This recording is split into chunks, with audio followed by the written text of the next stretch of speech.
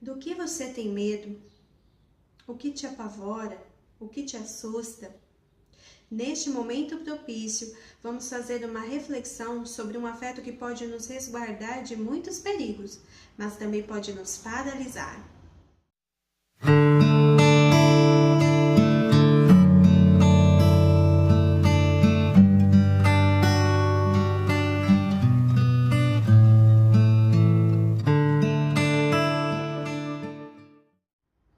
Vivemos uma era marcada pela insegurança. Temos medo de adoecer, de envelhecer, de não sermos bons o suficiente, de não termos significância em nossa existência. Fazendo uma comparação dos dias atuais com a Idade Média, percebemos o quanto a nossa contemporaneidade tem se nos apresentado como insegura. Nos períodos medievais, existiam muitas regras bem definidas de como as coisas deveriam ser. E, por mais absurdos que nos sejam certos fatos, isso trazia uma certa noção de segurança. Quando as autoridades, ou seja, aqueles que conheciam as leis do universo, diziam a todos os outros como a coisa deveria ser feita, como ela funcionava, bastava então ao povo, às pessoas, ao ser humano, fazer e obedecer as regras que o seu futuro estava garantido. Quando então vem o renascimento, questionando as antigas verdades e trazendo a razão como um instrumento que libertaria o homem de todos os seus temores, o homem começa a perder os seus referenciais e desperta-se nele então um senso de confusão e desamparo. Assim como o bebê vai construir um referencial de segurança a partir do seu relacionamento com a mãe, assim vamos tecendo os nossos vínculos ao longo da vida.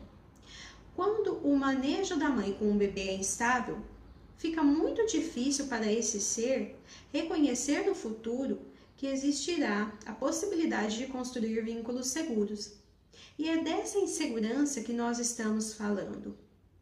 Nós estamos falando de algo que traz todo um medo, um senso, uma ideia de desintegração física e emocional do ego. Isso nos angustia. Quando uso o termo desperta no homem um senso de confusão e desamparo, é disso que nós estamos falando. Nem mesmo a razão pôde aniquilar ou ao menos minimizar o medo de sermos destruídos. As antigas verdades não deram conta disso, as novas verdades não dão conta disso que sentimos tão profundamente. Então, por que muitas e muitas vezes acreditamos que, reconhecendo um estímulo, podemos então eliminá-lo com certas estratégias de combate mesmo ao que nos causa angústia? E então, eliminando o estímulo, nós poderíamos viver em paz. Talvez um medo de barata, um medo de não ser amado o suficiente, de perder o amor da vida, um concorrente de trabalho, talvez uma doença muito grave, ou mesmo alguma célula que pode envelhecer devido aos radicais livres. São muitas coisas. E tudo isso me faz pensar em um mito grego, o mito do próprio medo.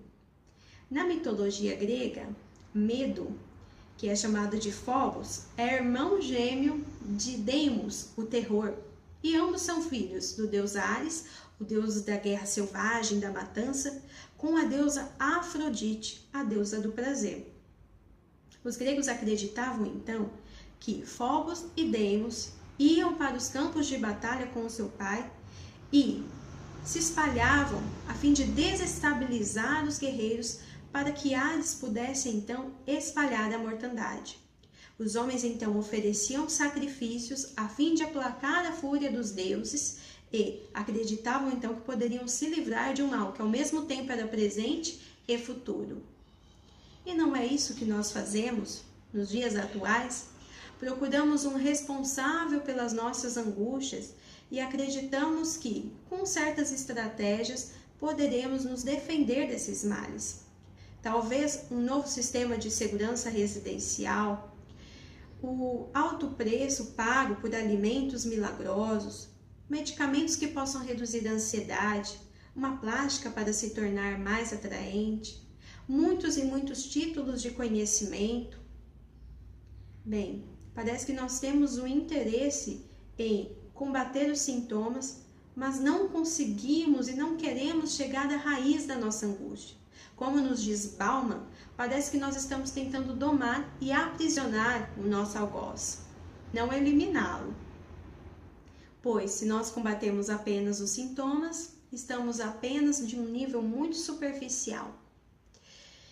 Bom, é uma realidade, nós tentamos fazer isso porque, de certa forma, é mais fácil, mas o afeto, ele vai continuar ali, latente.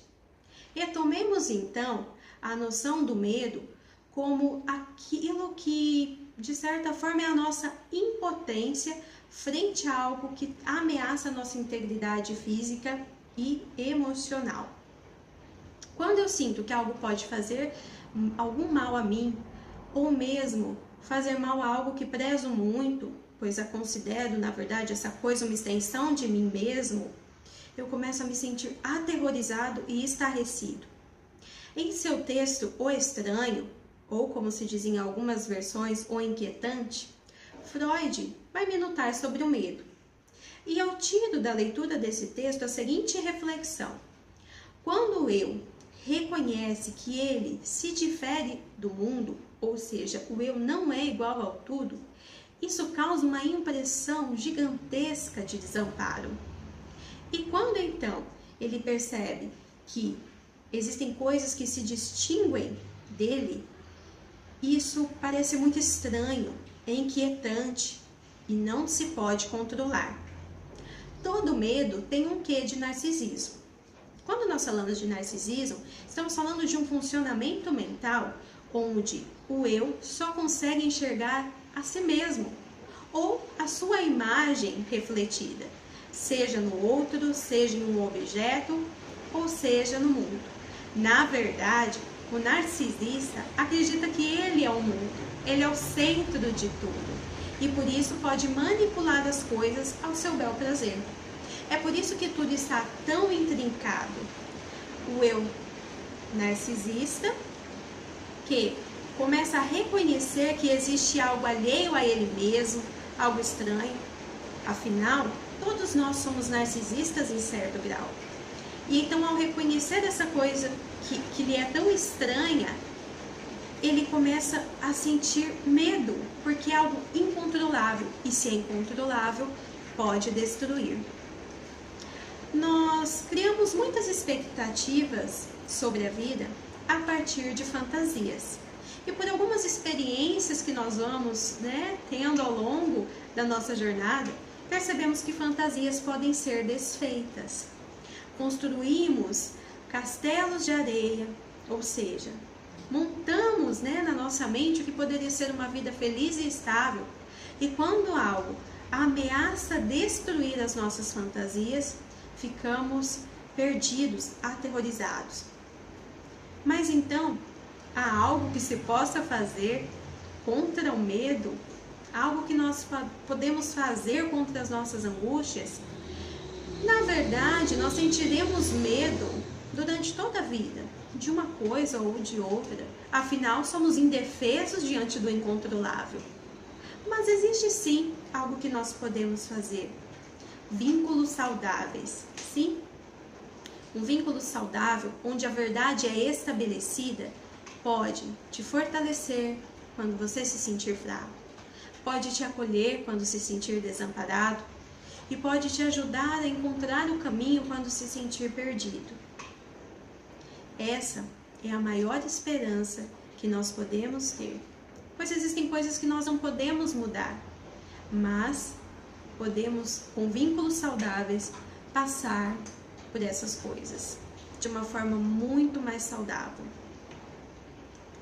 Eu vou ficar por aqui.